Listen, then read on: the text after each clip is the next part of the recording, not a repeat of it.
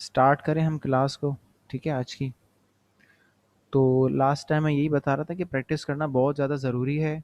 दूसरी बात ये, जिन स्टूडेंट्स के पास कंप्यूटर्स हैं, पीसीज हैं, उनको मैंने असाइनमेंट की जो बुक दी है उसमें जितने भी ऐसे असाइनमेंट्स हैं जो आपको लगता है कि आप टाइप कर लोगे, जिसमें सिर्फ टाइपिंग करने वाला काम है, ठीक है, वो आप सारे रेडी करके रख लें। क्योंकि आगे चल के आपको ये असाइनमेंट्स वगैरह बनाने की ज़रूरत ना पड़े। आगे आप सिर्फ चीज़ों को सीखें। ठीक है। जो भी असाइनमेंट आप बना लोगे उसको रेडी करके रख लो। जैसे ही प्रिंटिंग के लिए हम स्टार्ट करेंगे तो हम इंशाल्लाह हमारे पास फाइल्स जो है वो रेडी होनी चाहिए। दूसरी बात क्या है कि आपने मॉड्यूल 1 में जितना पढ़ा, मॉड्यूल 2 में जितना पढ़ा, उन तमाम में देख लो कि हर एक टॉपिक का कोई ना कोई असाइनमेंट आपके पास है बना हुआ या नहीं है। फॉर एग्ज़ाम्पल हमने पेज कवर पढ़ा, तो आप देखो कि आप एक पेज कवर बनाओ। ठीक है।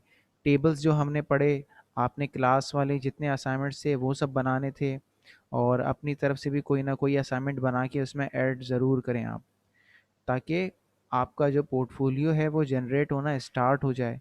अभी कम से कम आपके पास 15 पेजेस ऐसे होने चाहिए, मतलब 15 डॉक्यूमेंट्स आपके पास कम से कम रेडी होने चाहिए। आप बताओ कि हाँ ये चीज़ें आपने इस दिन में बनाई हैं, क्योंकि ऑलमोस्ट आपको 1 महीना पूरा कंप्लीट हो गया है। ऐसा ही है ना? ये बल्कि 1 महीने से भी ज़्यादा हो गया है, क्योंकि रमज़ान को 1 महीना हमें स्टार्ट हो गया था।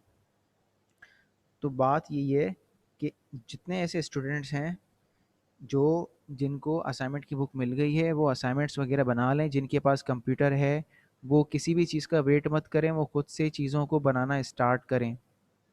अटेंडेंस किसी का मैसेज आया लगेगी, अटेंडेंस मैं साथ साथ में लगा भी रहा हूँ, काफ़ी सारे स्टूडेंट्स की लगा भी चुका हूँ। अभी जिन स्टूडेंट्स ने ज्वाइन किया है वो अपना नाम मुझे चैट में लिख के भेज दें, ताकि मैं उनकी भी अटेंडेंस लगा दूँ। ठीक है। ऑनलाइन क्लासेस को ज्वाइन करना बहुत ज़्यादा ज़रूरी है, क्योंकि मैं हर मर्तबा में अटेंडेंस लगाता हूँ। मुझे पता चल जाता है कि किस किस ने ज्वाइन किया है। ठीक है। वो हिस्ट्री मेरे पास आ जाती है। खैर, स्टार्ट करते हैं हम आज की क्लास से। जितने स्टूडेंट्स अभी आए हैं वो मुझे अपना नाम लिख कर सेंड कर दें चैट में, ताकि मैं उनकी अटेंडेंस लगा दूँ। वॉइस आ रही है आपको सबको मेरी?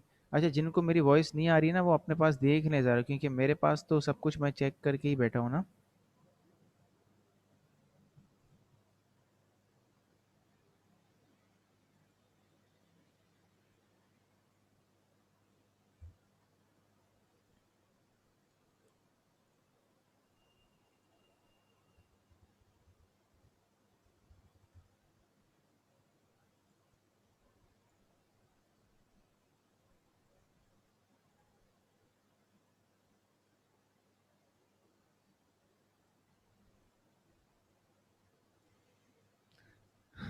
ठीक है, स्टार्ट करते हैं हम आज की क्लास को।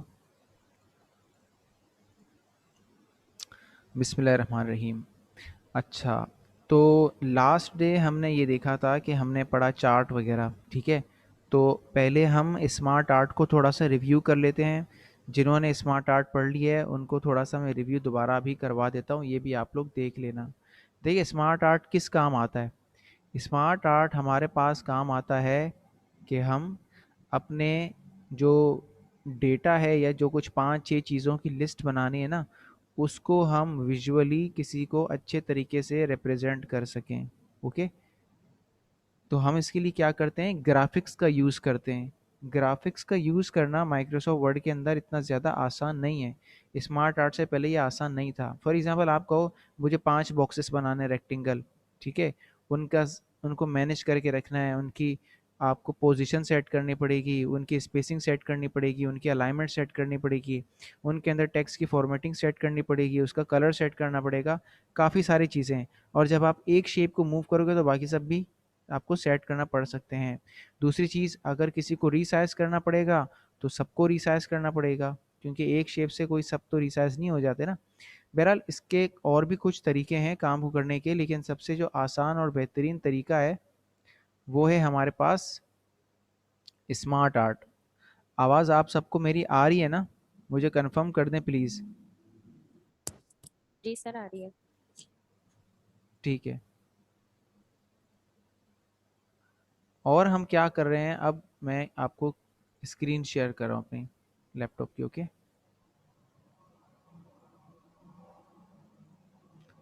आ रही है सबको नज़र स्क्रीन? जी सर। जी सर। ओके, थैंक आ यू। रही है नजर। माइक्रोसॉफ्ट वर्ड को मैंने ओपन किया, ब्लैंक डॉक्यूमेंट में गया। ये सब तो कुछ पता है आपको कि हम A4 का साइज़ लेते हैं, ओरिएंटेशन को लैंडस्केप कर रहा हूँ। क्यों?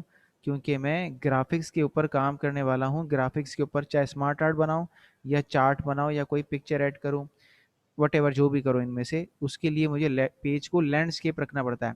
क्योंकि पोर्ट्रेट के अंदर हम ऐसी चीज़ें नहीं बनाते, लैंडस्केप में बनाते हैं। लैंडस्केप में आने के बाद स्मार्ट आर्ट का मैंने बटन दबाया। स्मार्ट आर्ट का बटन दबाने के बाद अब यहाँ पर लिस्ट ओपन हो गई है मेरे सामने पूरे स्मार्ट आर्ट की। लेफ्ट साइड में इसके अलग अलग किस्म के कैटेगरीज हैं और यहाँ पर वो सारे ऑप्शंस मौजूद हैं। देख रही हैं आप? मैट्रिक्स, पैरामिड, वटेवर, जो बहुत सारे हैं इसमें। आपके काम के ऊपर डिपेंड करता है कि आपके काम के ऊपर कौन सा वाला सूट करेगा। ऐसा नहीं है कि जो आपका दिल किया आपने वही वाला स्टाइल यहाँ पर अप्लाई कर दिया। मैंने इसे सेलेक्ट किया और ओके का बटन दबा दिया। जैसे मैंने ओके का बटन दबाया, यहाँ पे मेरे पास इसका टेक्स्ट पेन ओपन हो जाता है। टेक्स्ट पेन क्लोज कैसे होता है या ओपन कैसे होता है, आप अपनी स्क्रीन को जूम करके भी देख सकते हैं जूम के अंदर, ठीक है ना? आप जिस तरह पिक्चर को जूम करते हैं ना, इसी तरह आपको ये जूम होके भी नज़र आ जाती है। वैसे सबको देखने में कोई मसला तो नहीं है ना? समझ तो सबको आ रहा है ना वीडियो में? कोई जी प्रॉब्लम है सर, अभी इसमें? तो जी आ रहा सर है। आ रहा। जी सर आ रहा है। ठीक है, थैंक यू। तो जैसे ही हम इसको, ये देखें, मैं आपको इसको जूम करके दिखाता हूँ। यहाँ पर ये जो बटन है ना, ये इसका नेविगेशन पेन है, इसका अपना स्मार्ट आर्ट का, ताकि आपको इसके अंदर अलग अलग जगहों पर क्लिक करना ना पड़े। आप यहीं से आके इसको चीज़ों को चेंज कर सको या ऐड कर सको। ओके, तो मैं टेक्स्ट पेन के अंदर क्या करता हूँ, चीज़ों के नाम ऐड करता हूँ। मैं यहाँ पे लिख देता हूँ वर्ड। टैब का बटन दबाया, या टैब से नहीं हो रहा, नीचे आया एक्सेल। अच्छा, मैं इसमें डाउन एरो कर रहा हूँ, इंटर नहीं कर रहा। इंटर करूँगा तो एक नया बॉक्स इसमें ऐड हो जाते हैं। तो नया बॉक्स ऐड नहीं करना, मुझे इन पांचों को ही यूज़ करना है। अच्छा, आप ये चीज़ देख रहे हैं कि जब मैंने वर्ड लिखा है या छोटे छोटे अल्फाज लिखे हैं, तो टेक्स्ट का साइज़ हमारा शेप के अंदर बढ़ा है। जैसे ही मैं अल्फाज की तादाद या लेटर्स की तादाद ज़्यादा करता हूँ, तो सारे ऑटो एडजस्ट होके सेम साइज़ में आ जाते हैं। ठीक है, और मैं यहाँ पे लास्ट और लिख देता हूँ आउटलुक। आउटलुक आप सबको पता है क्या चीज़ है? आउटलुक जो है माइक्रोसॉफ्ट ऑफिस का ईमेल क्लाइंट है। ठीक है, ये हम आगे चल के मैं आपको डिस्कस करूँगा ना तो बता दूंगा। मैंने ऐसे, जिस तरह कॉन्टेक्स्ट की वो बनाते हैं ना फ़ोन बुक मोबाइल के अंदर, तो अगर माइक्रोसॉफ्ट ऑफिस पे आपको सारे अपने कॉन्टेक्ट्स वगैरह सेव करने हैं तो आउटलुक पे होता है। ओके, मैंने इसको क्या किया, इसको मैंने बंद कर दिया नेविगेशन पेन को, और ये देखो ये मेरा सामने शेप्स मेरे आ गए। मैं पेज को अपने जूम आउट करके दिखाता हूँ। ये देखो मेरा पेज है, ये इसका बॉर्डर है, देखो पूरा पूरा स्मार्ट आर्ट का बॉर्डर है। मुझे स्मार्ट आर्ट को पूरा बड़ा करना है, तो मैं यहाँ से इसको रिसाइज कर सकता हूँ, देखो इस तरह से, जिस तरह से आप चाहो। मूव करना है, मूव करने के लिए इसी के राइट साइड पे ये क्विक में लेआउट ऑप्शंस आ रहे हैं, आप इसमें आ जाओ। रैप टेक्स्ट टाइट कर दो। क्या करोगे आप? Wrap text tight. टाइट से क्या होता है कि ये मूव हो जाता है इजीली कहीं पर भी, जहाँ पर भी आप इसे मूव करना चाहो, वरना ये मूव नहीं होता। इसके अलावा टाइट करना वगैरह यहाँ पर आपको ना मिले तो आप आ जाओ फॉर्मेट के टैब में। सबसे ऊपर आके फॉर्मेट के टैब में अरेंज का ग्रुप है, इसके अंदर लिखा हुआ है रेप टेक्स्ट, इससे आप इसको टाइट कर सकते हो। जब हम इसको टाइट करते हैं ना तो हम इसको इजीली मूव कर सकते हैं। सॉरी, मैंने शेप को सिलेक्ट किया, कंट्रोल जेड कर रहा हूँ ताकि शेप अपनी जगह पे वापस आ जाए। आ गया। तो मैं क्या करता हूँ, स्मार्ट आर्ट का बॉर्डर सेलेक्ट करके इसको आगे पीछे इस तरह मूव कर सकता हूँ। ओके, और मुझे स्मार्ट आर्ट की इसमें हेडिंग डालनी है, तो मैंने लिख दिया स्मार्ट आर्ट। मैंने इसके अंदर टेक्स्ट को बड़ा किया और कंट्रोल ई का बटन दबा दिया। फ़ॉन्ट के स्टाइल वगैरह जो कुछ भी चेंज करना है आप यहाँ से चेंज कर सकते हो। अब हम क्या करते हैं, इस स्मार्ट आर्ट को सेलेक्ट करते हैं तो डिफरेंट तरह के इसमें ऑप्शंस हैं। देखिए, डिज़ाइन के अंदर क्या है, चेंज कलर्स, यहाँ से आप इसका कलर वगैरह चेंज कर सकते हैं। यहाँ से इसका स्टाइल वगैरह सारा कुछ चेंज हो सकता है। इसके अंदर कोई शेप ऐड करनी है तो ऐड शेप कर दो, तो इसके अंदर एक और शेप ऐड हो जाएगी। इसके अलावा इसको आप नेविगेशन पेन को आप ओपन कर दो और इसमें आप कुछ ओपन कर सकते हैं। ये देखो इस तरह से।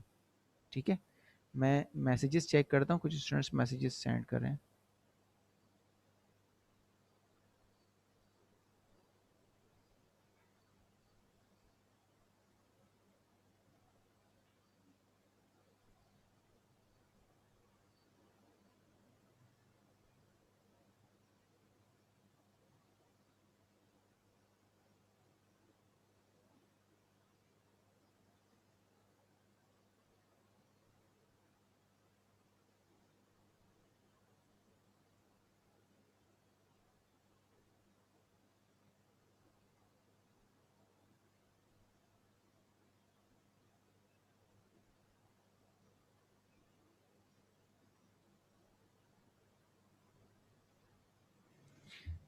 ओके, तो मैंने यहाँ पर क्या कर दिया, एक शेप ऐड किया।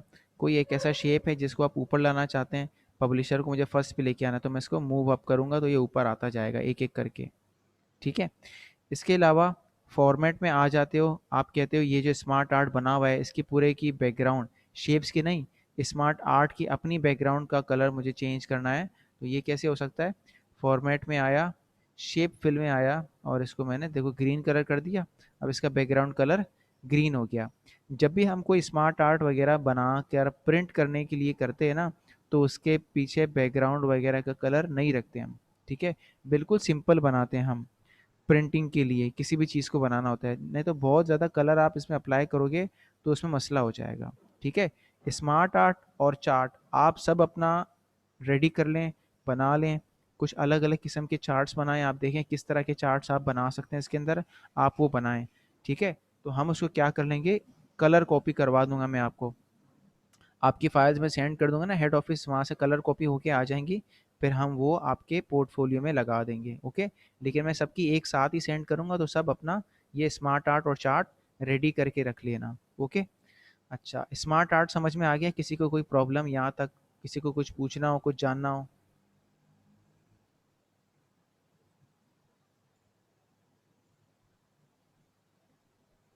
जी फैज़ान, आपने हैंड रेज़ किया है, कुछ पूछना चाह रहे हैं आप?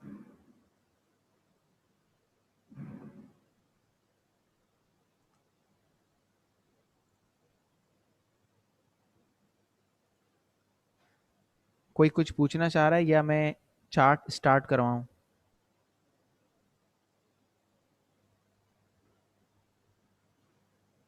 नहीं सर, कंटिन्यू करें।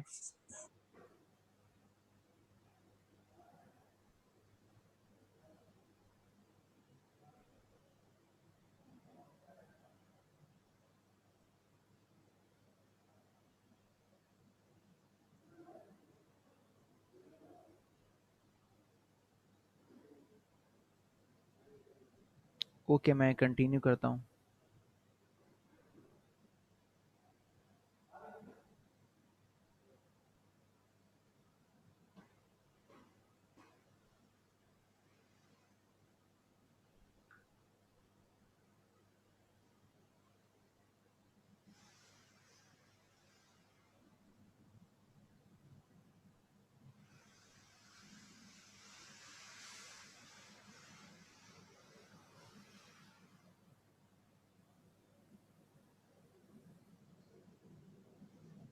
Okay, let's move further.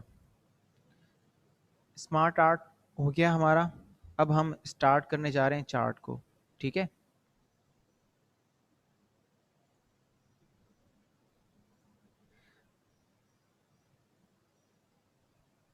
अच्छा, तो कुछ स्टूडेंट्स का क्वेश्चन है बॉक्स के अंदर शेडिंग कैसे की और बॉर्डर का कलर कैसे करते हैं। ठीक है, मैं आपको ये स्मार्ट आर्ट ओपन करके दिखा देता हूँ। देखिए स्मार्ट आर्ट को आपने सेलेक्ट किया, ठीक है, पूरे स्मार्ट आर्ट को आपने सेलेक्ट करना है और फिर आना है आपने फॉर्मेट के टैब में। फॉर्मेट के टैब में आने के बाद आपके पास लिखा होगा देखो शेप फिल। शेप फिल का बटन दबा के आप कोई भी कलर सेलेक्ट करोगी तो इसके पीछे कलर फिल हो जाएगा। आप इसके पीछे कोई दूसरा कलर वगैरह या ग्रेडियंट वगैरह भी रखना चाहो तो इस तरह से आप रख सकते हो सब। ठीक है, अगर इसी स्मार्ट आर्ट के बॉर्डर पे कलर करना हो तो शेप आउटलाइन, आउटलाइन का मतलब होता है बॉर्डर, आपने कहा मुझे बॉर्डर पे कलर करना है, ये जितनी भी इसकी सेटिंग है वो सब यहीं पर ही होती हैं। कैसे? आपने फॉर एग्जांपल कहा मुझे रेड कलर इसके बॉर्डर में करना है, रेड कलर अप्लाई हो गया, लेकिन बहुत पतला है, नज़र नहीं आ रहा, तो आपने इसको सेलेक्ट किया, इसके वेट आप यहाँ से बढ़ा दो। ठीक है, ये देखो एक शेप को मैंने गलती से सेलेक्ट किया, मुझे पूरा स्मार्ट आर्ट सेलेक्ट करना था, मैंने पूरा स्मार्ट आर्ट सेलेक्ट करके इसको रेड कलर कर दिया, और इसके अलावा इसकी वेट को मैंने बढ़ाकर 6 पॉइंट्स कर दिया। कलर वगैरह कुछ चेंज करना है या इसके डैशेस वगैरह की स्टाइल चेंज करना है तो वो इस तरह से हो जाते हैं। क्लियर है?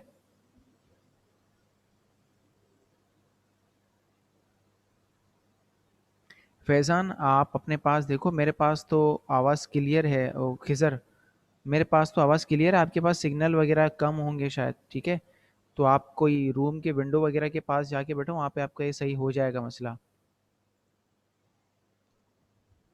आगे बढ़ते हैं। जितने स्टूडेंट्स को अभी प्रॉब्लम आ रही है ना, मैं उनको रिकॉर्डिंग शेयर कर दूंगा। ठीक है, लेकिन ऑनलाइन क्लास आप सबने लाजमी अटेंड करनी है।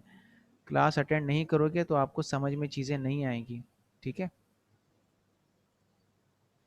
अब हम यहाँ पर स्टार्ट करने जा रहे हैं चार्ट को।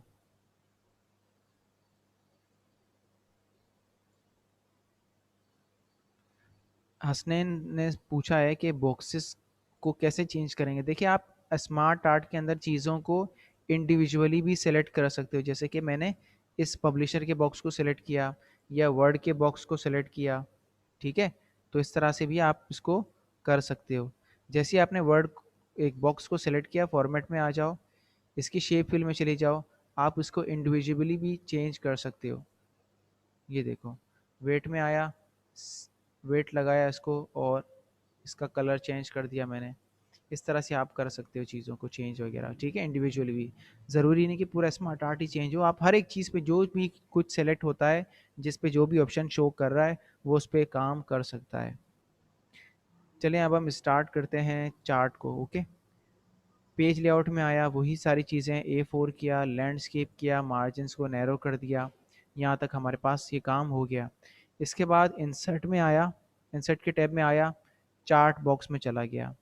चार्ट यहाँ पे देखो अलग अलग किस्म के होते हैं। ठीक है, इस सबसे जो इजी वाला है वो है क्लस्टर्ड कॉलम। क्लस्टर्ड कॉलम, आपने इसको सिलेक्ट करके ओके का बटन दबा दिया। ठीक है, यहाँ पर हम क्या करते हैं, अब मैं कहता हूँ मेरे पास 3 स्टूडेंट्स हैं, उन तीनों स्टूडेंट्स ने 3 किस्म के पेपर दिए हैं। ठीक है, अलग अलग दिन में या एक ही दिन में, फॉर एग्जाम्पल सॉरी। तो मैं यहाँ पे लिख देता हूँ भाई अली, वसीम, ठीक है, फॉर एग्जाम्पल फैज़ान और रिजवान, लिख दिया मैंने यहाँ पर। अब मैंने कहा कि ये स्टूडेंट्स हैं।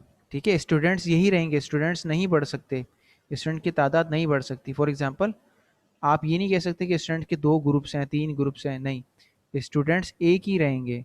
फॉर एग्जांपल, अगर आपको एक और ऐड करना है तो मैंने यहाँ पे लिख दिया फॉर एग्जांपल शाकिर। जैसे ही शाकिर लिख कर ऐड किया तो वो भी इस ग्रुप में देखो खुद ब खुद ऐड हो गया, जबकि बॉर्डर ऊपर तक लगे हुए थे तो वो खुद भी बॉर्डर के अंदर आ गया है।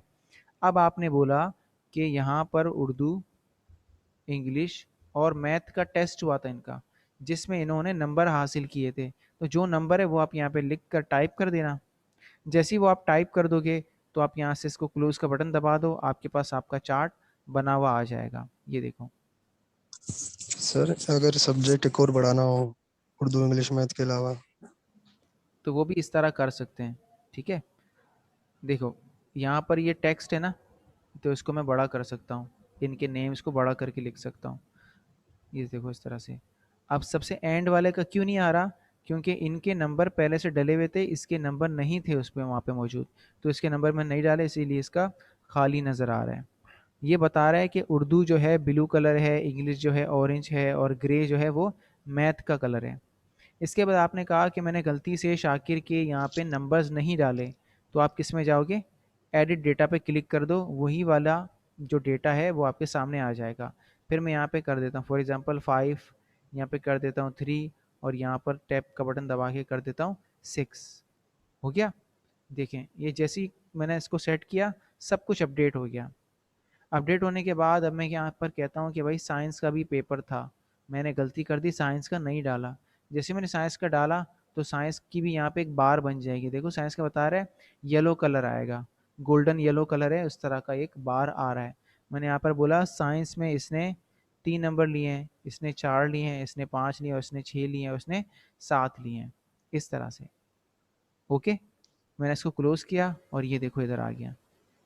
इसके अलावा ये चार्ट का टाइटल है, चार्ट के टाइटल को भी आप बड़ा कर सकते हो। चार्ट का टाइटल चेंज करना है तो आपने इसको ये मिटाया, तो आपने बोला टेस्ट मंथली टेस्ट कर दिया। आपने कहा आपको फ़ॉन्ट का स्टाइल चेंज करना है, तो फ़ॉन्ट का स्टाइल ऐसे चेंज हो सकता है, जैसे चेंज हम करते हैं उसको। सेलेक्ट कर दो, ये देखो चेंज हो गया। क्लियर है सबको? किसी को कुछ पूछना है इसमें, कुछ जानना है मज़ीद?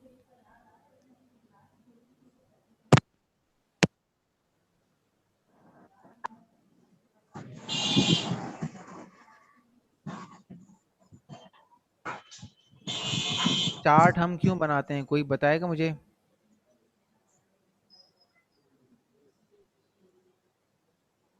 सर ताकि समझने में आसानी हो। जी हाँ, बिल्कुल। नंबर वाली जो चीज़ें होती हैं ना, उनको समझने में आसानी हो। किसी चीज़ का कोई स्कोर बताना है, पॉपुलेशन बतानी है, तो उसमें कम से कम 2 चीज़ें होनी चाहिए। एक लेबल सबसे ज़्यादा ज़रूरी है, दूसरा उसका कम से कम 1 कॉलम नंबर वाला होना चाहिए। फॉर एग्ज़ाम्पल आप ये बता रहे हो कि आपके पास 5 स्टूडेंट्स हैं, लेकिन पाँचों ने सिर्फ़ एक ही पेपर दिया है, तो आपको उसकी किस-किस चीज़ की ज़रूरत पड़ेगी? उस स्टूडेंट के नेम की ज़रूरत पड़ेगी और उस एक पेपर के नंबर्स की ज़रूरत पड़ेगी। फॉर एग्ज़ाम्पल मैं कहता हूँ इन सब ने उर्दू का ही टेस्ट दिया है, तो मैं क्या करता हूँ, इसके format, sorry design, edit data. Edit data में आने के बाद मैं इस वाला जो ये बॉर्डर है ना, इसको मैं आगे ला के कम कर देता हूँ। ये देखो, उर्दू पे ले आया, तो अब ये सिर्फ उर्दू का बन गया। अगर उर्दू से इंग्लिश करना है तो उर्दू से इंग्लिश भी कर सकते हो। ठीक है। दूसरी बात इसमें क्या है, अगर मैंने इसको इंग्लिश पे सेट करके क्लोज किया और दोबारा मैंने कहा कि मुझे दोबारा से मैथ के देखने हैं, और दोबारा से एडिट में जाओगे आप, तो आपको मैथ और साइंस वाला डिलीटेड नहीं मिलेगा, ये आपको यहीं पर ही मिलेगा। क्योंकि माइक्रोसॉफ्ट वर्ड को पता है कि हो सकता है कि आप इसको कम कॉलम करके चेक करना चाहते हो, वरना अगर बार बार लिखना डिलीट करना होता तो इसमें तो एक ही काम में घंटा लग जाता है ना। तो सर अगर माइक्रोसॉफ्ट खाली मैथ का करना हो तो? सिर्फ मैथ का करना है तो मैथ को लेफ्ट साइड पे ले आओ, इसको कट करके यहाँ ले आओ। जैसे कि पहले मैं उर्दू को कट कर देता हूँ, उर्दू में सबको सिलेक्ट किया, सिलेक्ट करने के बाद कंट्रोल एक्स का बटन दबाया, यहाँ से इसको पेस्ट करना स्टार्ट करना है तो इस बॉक्स का बटन दबाया, और यहाँ पे मैं इसको कट पेस्ट कर लिया।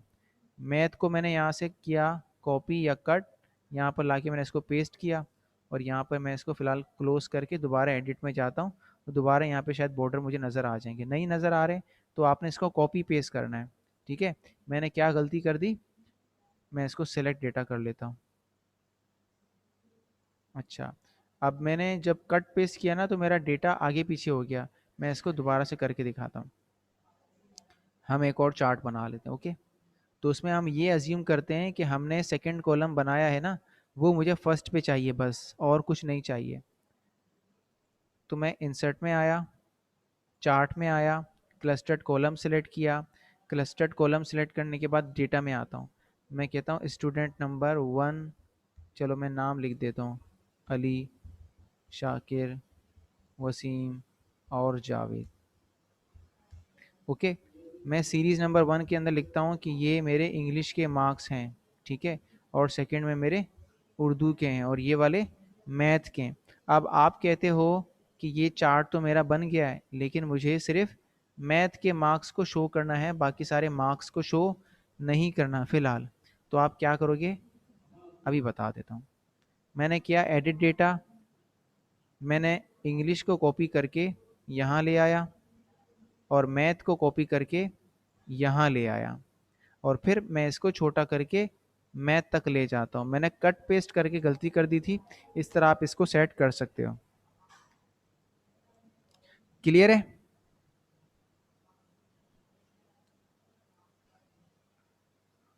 अच्छा, मुझे यहाँ पर टेक्स्ट जो लिखा हुआ है ना, ये वाला जो 4 टेक्स्ट है, मुझे इसका कलर चेंज करना है। तो क्या मैं इसको यहाँ से इसका कलर चेंज कर सकता हूँ, इसके डेटा के अंदर से? बताएं हाँ मुझे आप सर। लोग। सर नहीं हो सकता सर। वो चार्ट के वैसे अंदर अगर से ही होगा। वैसे अगर मैं चाहूँ हो सकता है या नहीं हो सकता? नहीं हो सकता। नहीं हो सकता। अच्छा, इसका कलर चेंज ही नहीं हो सकता, आप ये कह रहे हो? नहीं सर, हो सर यहाँ सकता है से नहीं मगर हो चार्ट सकता के है। अंदर से, यहाँ से नहीं, चार्ट से हो हाँ, सकता है। क्योंकि अभी आपके सामने देखो मैंने क्या किया, फ़ॉन्ट की साइज़ बड़ी की ना, फ़ॉन्ट की साइज़ मैंने बड़ी की, इसका मतलब ये टेक्स्ट है। जब टेक्स्ट है तो इसका मतलब इसका कलर भी चेंज हो सकता है ना? तो हम क्या करेंगे, यहाँ से इसका कलर वगैरह चेंज नहीं कर सकते, ये सिर्फ जगह है डेटा एंटर करने के लिए। डेटा एंटर कर दो और इसको क्लोज कर दो, फिर आप इनको सेलेक्ट करके यहाँ से इसका कलर वगैरह चेंज कर दो। ये रहा, ये रहा। ठीक है, यहाँ तक समझ में आ गया? एक और किस्म का चार्ट होता है, इसको कहते हैं पाई चार्ट। कंट्रोल एन का बटन दबाया, पेज लेआउट में ओरिएंटेशन को लैंडस्केप किया, और इंसर्ट का मैंने बटन दबाया, चार्ट में आया और यहाँ से पाई का बटन दबा दिया। अब पाई क्या होता है, पाई बताता है कि आप इसमें एक लेबल दो और एक कॉलम दे दो। ठीक है, मैंने इसको देखो सेलेक्ट किया। अब यहाँ देखें, मैंने कहा कि भाई फॉर एग्जांपल यहाँ पर कराची, इस्लामाबाद, ठीक है, कोयटा और पेशावर। ठीक है, मैंने कहा यहाँ पे ये सेल्स है ना, मैं कहता हूँ इसकी ये पॉपुलेशन है। ठीक है, population in million for example.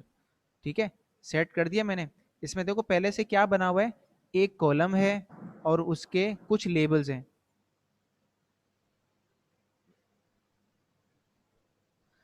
एक कॉलम है, ठीक है, और उसके कुछ ही लेबल्स हैं। यहाँ पे मल्टीपल कॉलम्स नहीं है, यहाँ पर मल्टीपल कॉलम्स हम नहीं बनाते पाई चार्ट के अंदर। लिख कर मैंने इसको क्या किया, ओके कर लिया। अब देखो ये क्या हो गया, ये मेरे पास पूरा चार्ट मेरा बन गया, ये रहा। ठीक है, तो इस तरह से ये वाला काम होता है। इसके अलावा आप चाहो तो अलग अलग तरह के चार्ट के स्टाइल वगैरह हम बना सकते हैं यहाँ से, डिफरेंट तरह के। ये बात याद रहे कि कभी भी आप ब्लैक कलर या ब्लैक बैकग्राउंड में चार्ट का स्टाइल नहीं बनाओगे। क्यों नहीं बनाओगे? प्रिंट करने में फ़ायदा नहीं है उसको, वो प्रिंट होगा नहीं। वो अगर प्रिंट होगा भी तो वो ऐसे हो जाएगा ना कि समझ ही नहीं आएगा कि ये चार्ट है या क्या चीज़ बनाई है। ठीक है, तो मैंने यहाँ पे इसको चार्ट पे कर दिया, फर्स्ट वाले ऑप्शन पे ले आया, बिल्कुल नॉर्मल पे। दूसरी चीज़, अगर बने बनाए चार्ट का टाइप चेंज करना है तो ये देखो, चेंज चार्ट टाइप, अलग अलग तरह से आप इस तरह कर सकते हैं। देखो ये 3D स्टाइल है इसका। इसके अलावा यहाँ पे लिखा हुआ है क्विक लेआउट, ये देखो इसका अलग अलग लेआउट है। कैसा लेआउट है, इसी के पाए चार्ट के अंदर ही अलग अलग इसमें कॉलम्स बने हुए हैं। आप इन कॉलम्स के अंदर इसके डेटा लेबल्स को भी बड़ा कर सकते हो इस तरह से। तो क्या हो जाएगा, आपके जिस एरिया है उसके अंदर खुद ब खुद कलर आ जाएगा। आप इसका भी कलर चेंज कर सकते हो। देखो चेंज कलर्स, ये देखो, ये अलग अलग इस कलर के इसके हैं। अब आप ये कहते हो कि फॉर एग्जाम्पल कलर चेंज किया लेकिन टेक्स्ट नज़र नहीं आ रहा, तो आप टेक्स्ट को वाइट कर दो। सेम वही इजी चीज़। देखो अब इसमें दोबारा मसला हो रहा है तो आप इसको ऑटोमेटिक कर दो। ठीक है, ये बात क्लियर हो गई? तो इसमें अलग अलग चार्ट के अलग अलग टाइप्स हैं, आप कोई भी चार्ट का टाइप अपने काम के हिसाब से सेट कर सकते हो। क्लियर है यहाँ तक?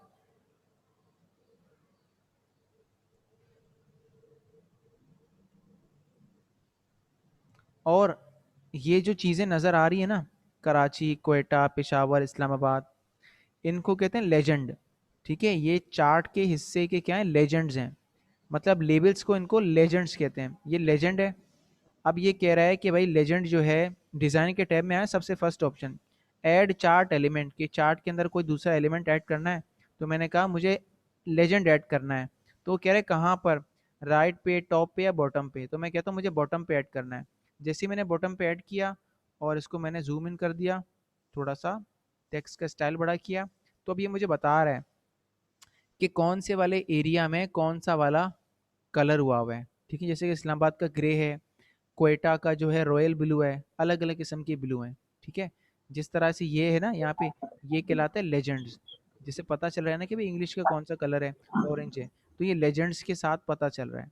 अलग अलग चार्ट में अलग अलग तरह के लेजेंड्स अच्छा सेट हो सकते हैं।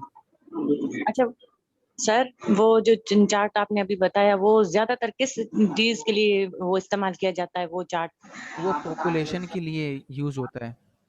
जैसे कि पॉपुलेशन अच्छा में अच्छा हम क्या बताते हैं, पॉपुलेशन में हम सिटी का नाम बताते हैं और डायरेक्ट पॉपुलेशन बताते हैं, इसलिए वो यूज़ होता है, ठीक है, ताकि एक दूसरे से इसको कंपेयर कर सके, एरिया कंपेयर कर सकें, ठीक है। अगर आपको ये बताना है कि भाई कौन सा शहर कितना बड़ा है, उसके लिए आप पाई चार्ट यूज़ कर सकते हो, क्योंकि उससे बिल्कुल मिलती जुलती चीज़ है ना। और पाई चार्ट किस लिए यूज़ होता है, एक लेबल हो, एक उसका कॉलम हो, एक से ज़्यादा कॉलम्स नहीं हो सकता उसके अंदर ऐड, वरना वो पूरा चार्ट ही खराब हो जाएगा, वो खुद कंफ्यूज हो जाएगा कि मुझे डेटा किस तरह से ये मिल रहा है, ठीक है। और भी काफ़ी सारा तरह के चार्ट हैं, आप यकीन करें चार्ट का एक पूरा अलग जो है टॉपिक है, एक पूरा बहुत बड़ा टॉपिक है चार्ट का। सिर्फ अगर मैं सिर्फ चार्ट की बात करूं तो, क्योंकि एक माइक्रोसॉफ्ट वर्ड में जो बंदा चार्ट वगैरह बनाता है, चार्ट वगैरह के ऊपर काम करता है ना, तो उसको पता होता है कि भाई कौन सा वाला चार्ट किस लिए यूज़ होगा, या कौन से वाले काम के लिए कौन सा वाला चार्ट यूज़ करना चाहिए। अक्सर आपने देखा है ना कि आईसीयू रूम्स के अंदर वो मॉनिटर लगा होता है, मॉनिटर के अंदर जो हॉरिजॉन्टल और वर्टिकल लाइंस बनती हैं, है ना, जैसे दिल की धड़कन उसमें बताता है ना, उसके अंदर देखो वो भी एक चार्ट है, लेकिन वो एक अलग किस्म का चार्ट है। इसी तरह से पॉपुलेशन वाला चार्ट वो एक अलग किस्म का चार्ट है। कोई अगर सिंपल काम करना हो तो उसके लिए एक अलग किस्म का चार्ट है। तो ये इन तमाम चार्ट्स का पूरा कंप्लीट एक टॉपिक है। इनके भी बड़े बड़े जो है ना वो होते हैं, एक्सपर्ट्स होते हैं, ठीक है, जिनको इसके साथ पूरा काम करना आता है। माइक्रोसॉफ्ट वर्ड में या किसी भी प्रोग्राम के अंदर स्पेशलिस्ट भी होते हैं, ताकि जो अपना काम जो है उससे रिलेटेड बहुत स्पेशल तरीके से करते हैं और उनको उस चीज़ का बहुत एक्सपीरियंस होता है और बहुत नॉलेज होती है। इसीलिए चार्ट जो है ना एक बहुत बड़ा टॉपिक है। अगर आप इसको पूरा कंप्लीटली जानने की कोशिश करोगे तो ये एक बहुत अलग ही चीज़ हो जाएगी। इसलिए हम बिल्कुल सिंपल सिंपल चार्ट बनाने का तरीका इस्तेमाल करते हैं, ताकि हम बहुत सिंपल सिंपल इसके अंदर काम कर सकें। ओके, यहाँ तक सबको क्लियर हो गया? आपको चार्ट वगैरह बनाने में यस कोई सर। मसला तो नहीं होगा? देखो चार्ट को देखकर आप पता करोगे कि चार्ट जो है जो बना हुआ है उसमें लेबल्स कौन से हैं और उसके अंदर कॉलम्स कौन से हैं, कॉलम्स कितने हैं और कौन से वाले कॉलम किस तरह से यूज़ हो रहा है, ये सब कुछ। आगे बढ़ें अब। जो हाइपरलिंक वाला काम था वो आप में जी से सर। किसको समझ में नहीं आया है? हाइपरलिंक वाला काम, हाइपरलिंक क्या होता है? जिस तरह गूगल सर्च के अंदर जाते हैं ना, सर्च करते हैं वो वेबसाइट बताता है, जैसी वेबसाइट के सर लिंक पे मुझे क्लिक करते हैं नहीं तो है। वेबसाइट पे ले जाता है, वो काम।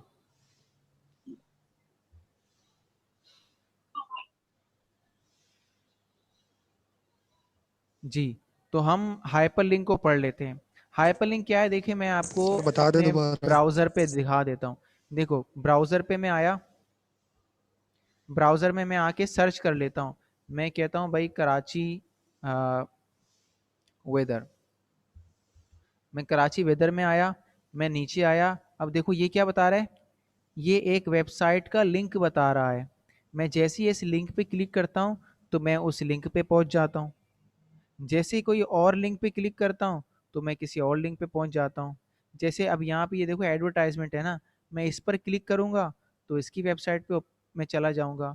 ये क्या चीज़ें होती हैं, ये हाइपर लिंक्स होते हैं, अलग अलग तरह के हाइपर लिंक्स होते हैं ये, ठीक है। हाइपर लिंक क्या करते हैं, आपको एक जगह से दूसरी जगह पर ले जाते हैं। फॉर एग्जाम्पल अब मैं आपको बोलूँ कि कंट्रोल एन, अब मैं यहाँ पे एक पैराग्राफ टाइप कर रहा हूँ, मैंने कहा रैंडम पैराग्राफ नंबर 3, 3 पैराग्राफ्स मैंने ऐड किए। मैं इसी के बीच में या इसी के एंड में लिखता हूँ गो टू फेसबुक वेबसाइट, ठीक है। मैंने बोला कि आपने सबसे पहले अकाउंट बनाते किस तरह है। फॉर एग्जांपल मैं एक चीज़ समझा रहा हूँ आपको माइक्रोसॉफ्ट वर्ड में, ठीक है। ज़ाहिर सी बात है ये स्टेप वाली चीज़ है तो मैं इसमें नंबरिंग डालूंगा ना, बुलेट स्टाइल तो नहीं डालूंगा, नंबरिंग डालूंगा। तो मैंने इसमें क्या किया, मैंने कहा go to facebook.com, go to sign up form and fill form. अब मैंने ऊपर क्या लिखा हुआ है, आप सबसे पहले फेसबुक की वेबसाइट पे जाएं। अब मुझे क्या पता है फेसबुक की वेबसाइट पे जाने के लिए कौन सा लिंक है, शायद कोई ऐसी वेबसाइट का नाम हो या कोई ऐसी वेबसाइट हो जिसकी वेबसाइट मुझे नहीं पता, उसका लिंक नहीं पता। तो मैं क्या करूँगा, मैं ब्राउज़र में आऊँगा, मैं एक न्यू टैब ओपन करूँगा, मैं यहाँ पे लिखूँगा FACEBOOK.com, ठीक है? या ये बहुत लंबा भी हो सकता है ना लिंक, ठीक है? तो मैं इसको किस तरह से ऐसा करूँगा कि मैं जैसे ही किसी लिंक पे, किसी वर्ड पे क्लिक करूँ और वो मुझे खुद ब खुद वेबसाइट पे ले जाए। तो उसके लिए हम क्या करते हैं, हाइपरलिंक लगाते हैं। हाइपरलिंक टेक्स्ट के ऊपर लग सकता है, स्मार्ट आर्ट के ऊपर लग सकता है, किसी भी चीज़ के ऊपर लग सकता है, ऑब्जेक्ट या टेक्स्ट के ऊपर लग सकता है। इसका तरीक़ेकार क्या होता है, आप कम से कम एक वर्ड सेलेक्ट कर लें या एक अल्फाज भी सिलेक्ट कर लो, उससे भी हो जाता है। लेकिन ज़ाहिर सी बात है, मैं सिर्फ डब्ल्यू पे थोड़ी लगाऊंगा, मैं पूरे वेबसाइट के ऊपर लगाऊंगा कि जो भी पूरे वेबसाइट पे क्लिक कर ले या पूरी जगह पे क्लिक कर दे जो मैंने सेलेक्ट किया हुआ है, तो वो एक ख़ास जगह पे जाके पहुंच जाए, एक किसी वेबसाइट में जाके पहुंच जाए। तो इसके लिए मैं क्या करता हूँ, सेलेक्ट किया इसको मैंने, राइट क्लिक किया, यहाँ पर शायद देखो लिखा हुआ हाइपर लिंक, ओके, ऐसे भी कर सकते हैं। कंट्रोल के का बटन दबा दबा के भी कर सकते हैं। और इसके अलावा क्या हो सकता है, इंसर्ट के टैब में आ जाएं और हाइपर लिंक पे क्लिक कर दें। तो इससे क्या होता है, आपके सामने ये एड्रेस बार ओपन हो जाएगा, ये बॉक्स ओपन हो जाएगा। इसमें अलग अलग तरह के ऑप्शंस होते हैं। सबसे पहले ऑप्शन में क्या पूछ रहा है, क्या आपकी कोई फाइल या कोई वेब पेज है, हाँ जाहिर सी बात है, तो देखो ये सिलेक्टेड है। अब यहाँ पे पूछ रहा है अगर कोई फाइल है तो मुझे बताओ, या कोई एड्रेस है तो मुझे बताओ। तो सबसे पहले हम एड्रेस वाला काम करते हैं। एड्रेस वाला ओपन करने के लिए सबसे पहले वेबसाइट के ऊपर क्या लिखते हैं, 3 मरतबा www.facebook.com पे जाना है। तो मैंने कहा facebook.com/whatever, जो भी पूरा जो लिंक है वो मैंने यहाँ पे टाइप करके ओके का बटन दबा दिया। जैसे ही मैंने इसको यहाँ पे लिखा कंट्रोल प्लस क्लिक कर दिया, मतलब इस पर मैंने कर्सर को रखा, ये देखो मैंने इस पर कर्सर को रखा और कंट्रोल का बटन दबा कर रखा हुआ है और मैंने माउस से क्लिक कर दिया। जैसे ही मैंने इसके ऊपर माउस से क्लिक कर दिया,